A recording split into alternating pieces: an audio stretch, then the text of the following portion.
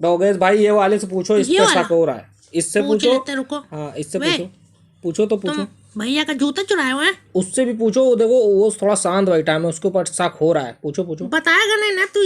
ये लोग यहाँ बोलते नहीं, एक तो ये लोग हरी पत्ती खाते, अच्छा कोई उस नशे वाले से वाली। पूछ ले चल के एक बार। हाँ हाँ, बात करते हैं, 1 मिनट रुको। क्यों बे, हकाओ जरा इसको, जरा कस के। दादागिरी दिखा रहे हैं बैठ के? हैं भैया का जूता चुराई से? डॉगेश भाई बोल तो रहा नहीं है, कैसे पता करोगे आप? सूंघ के बता देंगे, आप टेंशन नहीं लो। अरे जल्दी करिए। पता चल गया, चलो आओ मेरे पीछे आओ। चले? अभी बताते कहाँ छुपा के रखी से।